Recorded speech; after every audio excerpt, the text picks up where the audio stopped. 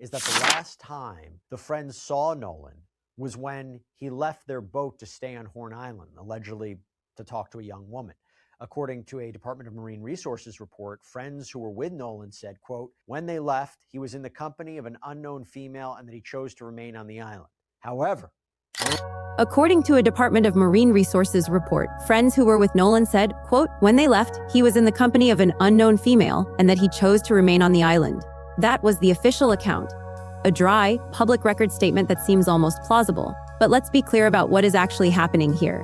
More than a month after an 18-year-old college football player vanished from a barrier island off the Mississippi Gulf Coast, the friends who were with him that day have returned to the scene. Out of suspicion and rumors and are lawyering up, possibly about to take legal action, they have visited the barrier island near where Nolan's body washed ashore.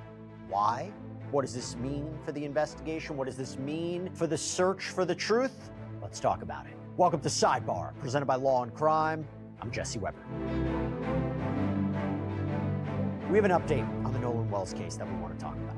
Friends of this deceased 18-year-old college football player reportedly visited Horn Island at the end of last week, on Friday. Remember, Nolan's body washed ashore near this barrier island on July 6th after a boating trip over the July 4th weekend with his friends. And this is key.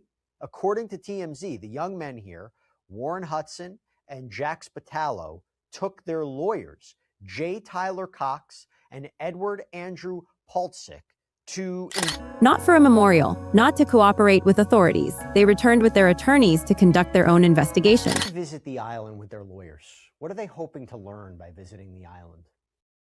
So I can kind of understand why they'd go back. You know, there's a big difference between remembering a location and then physically standing at that location, right? So distances look different. The sight lines look different. Everything looks different. And so we talk about memory recall. One of the things that I teach is memory recall. And I teach, especially when it comes to victims and witnesses, to concentrate on the five senses. And one of the reasons why I do that is, for example, Jesse, if you heard a song that you haven't heard in like 10, 15, 20 years, that song would bring you back to a time almost instantaneously. And what's remarkable about that is you may start to remember memories that you may have otherwise forgotten about. Everybody does that, whether it comes to a song that you've heard, something you've heard, maybe a smell, touching, feeling, tasting, things of that nature. So we concentrate on the five senses when it comes to witnesses. And so I don't know why these kids went back, why their attorneys wanted them to go back. I have no idea, but I could surmise that everything looks different. It's easier to say one thing, but when you're there and you can feel it and you can smell it and you're around it, you start to remember things that maybe everything looks different. And so I really think it could really help with memory recall. In fact, if I'm conducting the investigation and the witnesses were willing to, the kids were willing to go back with me, that's something that I would have suggested. Hey, let's go back to the island and let's talk about what we're seeing here. So I don't know specifically why they went back. To the exact place where his body washed ashore, to the water where he was found face down 2 days after the 4th of July. This is not grief. This is a legal strategy. And what is happening on that island is not a search for truth. It is a damage control operation. Picture a boat drifting in open water. Not sinking, not speeding, just drifting. On that boat, a group of friends. On the shore behind them, an island with no cell service, no surveillance cameras, and no witnesses. Now imagine that same boat weeks later returning to that exact spot, not with law enforcement, but with lawyers. This is not a reenactment. This is a reconstruction designed to control a narrative. They are not looking for evidence. They are looking for a version of events that holds together. And the fact that they are doing this now in this specific location tells us more about what they fear than what they hope to find. Before we go deeper into what the documents actually show, make sure you're subscribed to Crime Files 911, because we don't just cover the story, we follow the evidence. Let's walk through the narrative. The friends, Warren Hudson, Jax Pitalo, and Morgan Seymour, have lawyered up with 2 attorneys, J. Tyler Cox and defamation specialist Edward Andrew Paltzik. Paltzik has represented high-profile figures in media battles. This is not a local criminal defense team. This is a media defense team. According to TMZ, the group spent 3 hours on Horn Island. Cox described the trip as tough for Warren and Jax because that's the last place they saw their best friend. He said they had to pause multiple times to give them space. He emphasized that Nolan was like a brother to them, that they haven't even had an opportunity to properly grieve. But here is the irony explosion. These same friends have raised over $166,000 through a GiveSendGo fundraiser. Sidebar.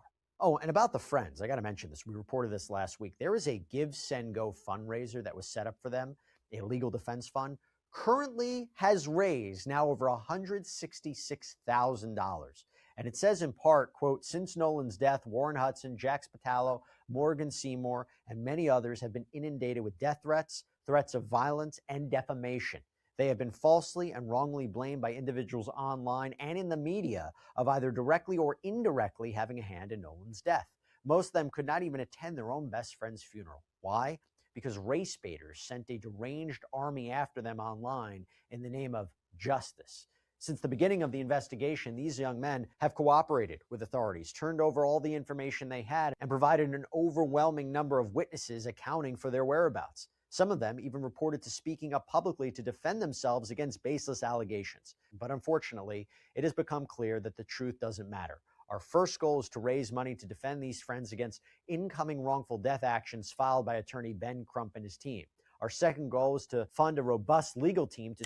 The fundraiser explicitly targets incoming wrongful death actions filed by attorney Ben Crump and promises to sue for slander and libel against social media influencers, news outlets, and local provocators. This is not a defense fund. This is a war chest. And the target is not the truth. The target is anyone who asks the wrong questions. The narrative they are selling is specific. According to the Department of Marine Resources report, the friends claim Nolan chose to stay on Horn Island to talk to a young woman he had just met. They say he refused to board the boat when they left. They say they never saw him again, but Nolan's family says this doesn't make sense. His mother, Christine Wonsley, has said it was probable that her son would have voluntarily remained on an island miles from shore without his phone. Another friend, Javon Williams, told CNN. Even one of Wells' friends, Javon Williams, told CNN, I've never known Nolan to stay back while his friends leave. He's always been a guy where if he rode with you, he's going to come back with you. I've never known Nolan to stay back while his friends leave. He's always been a guy where if he rode with you, he's going to come back with you. The statements don't line up. That is the first refrain. The statements don't line up. Now let's talk about the washing machine. According to the attorneys, the friends wanted to show Paltzik a specific area of the island where the tides create a whirlpool effect. Paltzik reportedly confirmed the conditions were similar to the 4th of July murky water, like chocolate milk, and in his opinion, not swimmable. The implication is clear Nolan was a strong swimmer and athlete, but these conditions were treacherous. The water was the culprit, not the friends. Not foul play, just a tragic accident. But here is the problem with that narrative. The independent autopsy commissioned by Nolan's family that had a factor in Nolan's death. And not only do we not know the results of the official autopsy, but the independent autopsy, right? The one that was commissioned by Nolan's family, who are conducting their own independent investigation through their attorney, Ben Crump, listed the cause and manner of death as undetermined. Now, that's partially, it seems to be, because Nolan's body, the one that was received by this private pathologist, it was conducted by Dr. Roger Mitchell in Washington, D.C., found the cause and manner of death undetermined. The report identified a red discoloration on the back of Nolan's head, but could not determine if it was from blunt force trauma. The report also noted that Nolan's neck structures were not available for examination because the state had removed them for further testing. Dr. Mitchell could not rule out intervening non-accidental factors. The family's attorney, Ben Crump, put it bluntly, if the roles were reversed and there were 3 young black 18-year-olds and there was a white 18-year-old who was with them and he ended up dead, we don't believe that those young black men would not have been interrogated to the full extent of the law. The autopsy couldn't rule out foul play. The friends have lawyered up, and the official investigation is being presented to a grand jury. That is standard procedure in Mississippi for any unnatural death, but standard procedure is not the same as a clean bill of health. Now, let's talk about the choke point. Not just a geographic choke point, but a narrative one. Horn Island has no surveillance cameras, limited cell service. The only evidence is what the witnesses say, and the witnesses are the friends. The same friends who are now represented by a defamation attorney who needs to lay eyes on the island himself. The same friends who are combing through mainstream and social media for allegedly defamatory statements. The same friends who have already announced they plan to file lawsuits against. Interesting. According to the Sun-Herald, attorney Paltzik announced that he and attorney Cox are planning on filing lawsuits against 2 currently unidentified individuals, that the suits would be drafted, quote, damn near immediately, adding that they, quote, have been working tirelessly to identify the specific offenders who have, as a matter of law, defamed Warren, Jax. 2 individuals who will be very recognizable. This is not an investigation. This is a preemptive strike. Here is the ticking clock moment. What if the person who knows what happened is not a suspect but a witness who is too afraid to speak? What if the threats and the lawsuits and the media blitz are not about clearing names, but about silencing voices? Because when you threaten to sue anyone who asks questions, you are not defending your reputation. You are building a wall around the truth, and the story gets tighter. The Jackson County Sheriff, John LeBetter, has said the investigation remains active and ongoing. He has promised that Nolan's family deserves a thorough and factual investigation. But he has also said that widespread speculation has hampered and prolonged the investigation. The sheriff is asking for patience. The friends are asking for donations. The family is asking for answers. The statements don't line up. That is the second refrain. The statements don't line up. Finally, we must close with the unanswered question. We have the location, we have the timeline, we know the friends returned to the island with their attorneys to understand its layout and dynamics.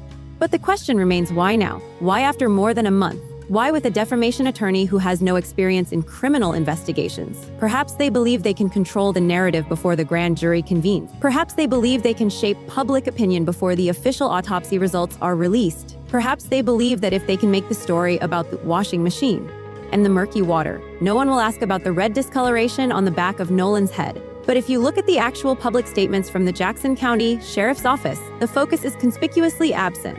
The sheriff has said investigators are collecting evidence and interviewing witnesses. He has not said the friends are cleared. He has not said the case is closed. He has said the investigation will be presented to a grand jury. The statements don't line up. That is the third refrain. The statements don't line up. Here is your call to research.